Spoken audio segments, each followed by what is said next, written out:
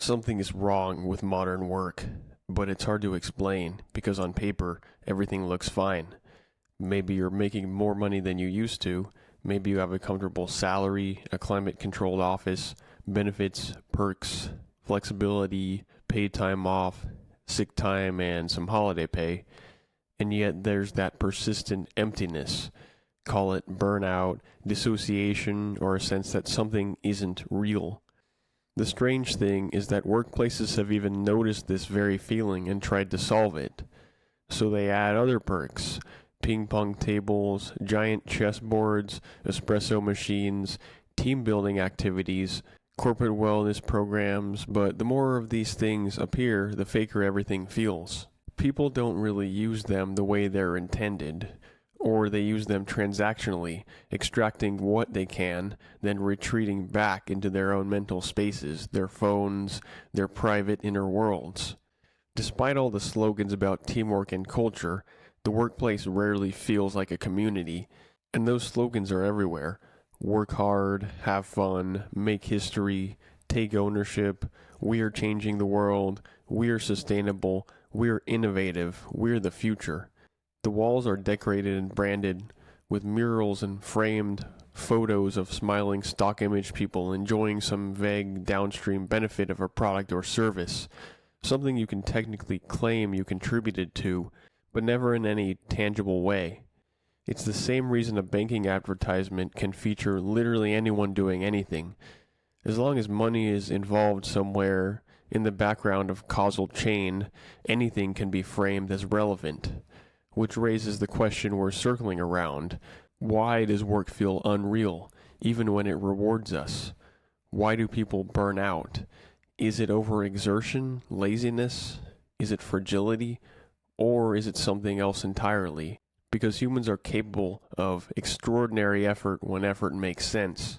People will work brutally long hours, sometimes at great personal cost, if they believe what they're doing matters, if they feel aligned with others, if they feel part of a coherent effort moving in a shared direction. There's a difference between physical exhaustion and existential exhaustion, as physical exhaustion comes from effort.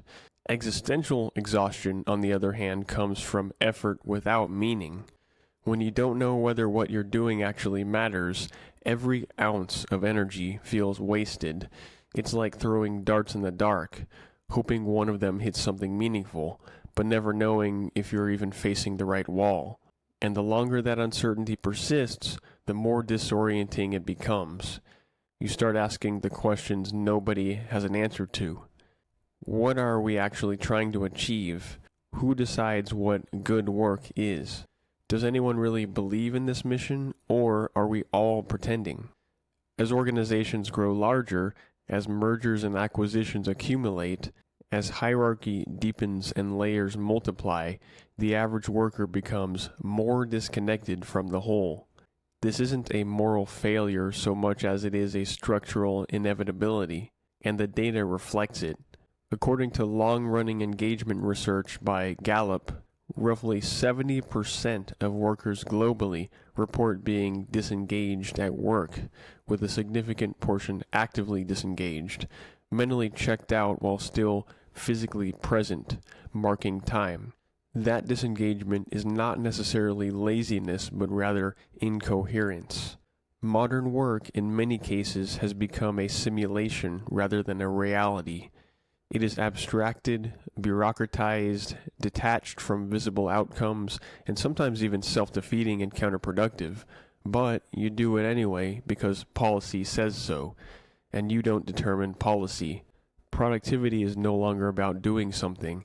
It's about recording yourself as having done something, being seen by the right people in select moments, accumulating written or digitized evidence of contribution rather than adding genuine value. This incentivizes performative work, visibility over substance, documentation over all else, and crediting yourself over all else. And because responsibility is fragmented across layers, true accountability becomes nearly impossible. Metrics seem to proliferate over time, and despite the supposed intention of these metrics to solidify meaning, the opposite tends to happen. meaning feels like it's dissolving. Historically, work was inseparable from survival. If you didn't build the shelter right, the rain came in. If you didn't gather food, you starved. If you didn't fix the tool, it was still broken tomorrow and you'd face major consequences. There was no ambiguity about whether the work had been done. Your body knew the answer. Modern work replaces that direct survival feedback with symbolic tokens like emails, dashboards, KPIs, that is, key performance indicators measuring proxies of proxies. The result is a kind of institutionalized abstraction where value is constantly redefined from above. The KPIs will change, the metrics will drift, and employees relearn what matters every quarter, or sometimes monthly, often without understanding why. And many of those metrics track activity about work rather than work itself. Number of documents, number of tickets, number of meetings, number of compliance boxes checked, or number of reports successfully closed out, which is why studies consistently show that over 60% of workers believe meetings reduce productivity rather than enhance it. You are productive, but not productive in reality. What truly matters in human systems, judgment, trust, mentorship, coordination, ethical restraint, is largely unmeasured, yet what is measured becomes what is optimized. This is a classic problem in social science known as Goodhart's law. When a measure becomes a target, it ceases to be a good measure. As a result, the disappearance of tangible contribution erodes something humans deeply crave: cause and effect. We want to see that our effort moved the world, even if only a little bit, in a direction worth moving it.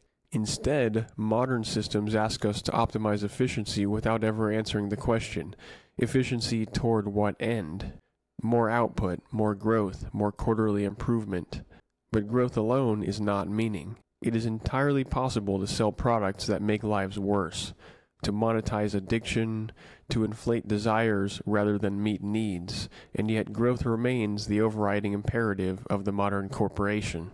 So companies say they're doing good, they'll say they're sustainable or customer-centric, but humans want to see finished work.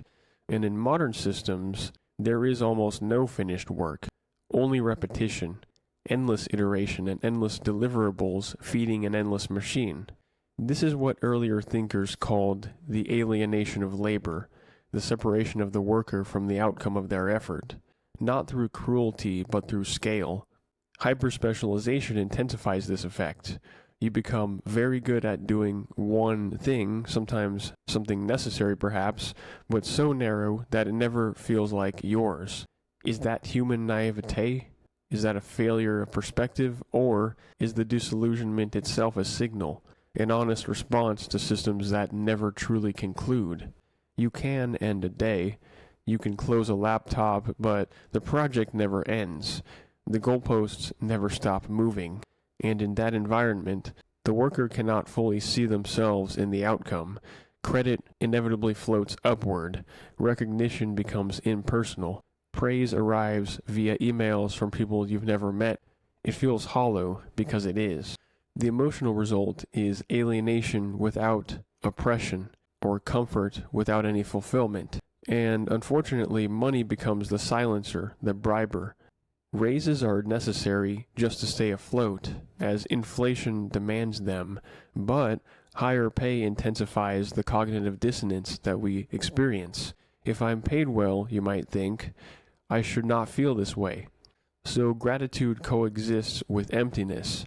There's a satisfaction to making more money, but you are still guilt-ridden, and the unspoken rule becomes, do not complain.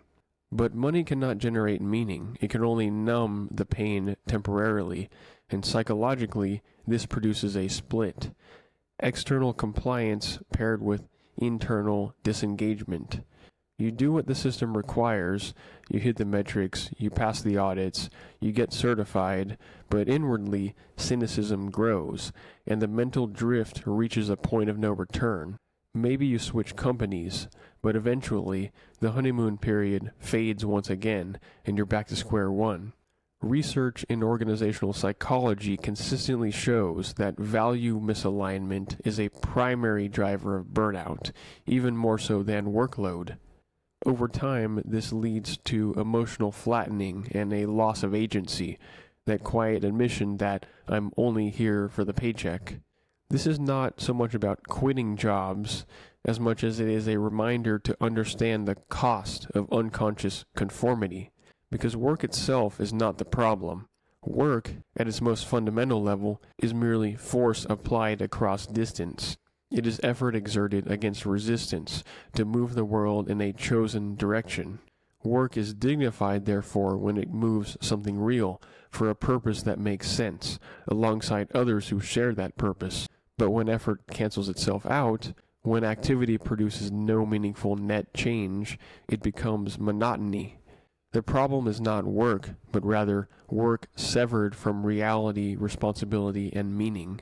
And if work feels fake, perhaps it's because we've been trained to survive symbolically rather than live concretely. So ask yourself this: what part of your effort actually touches reality? What part of your work makes the world, even slightly, a better place?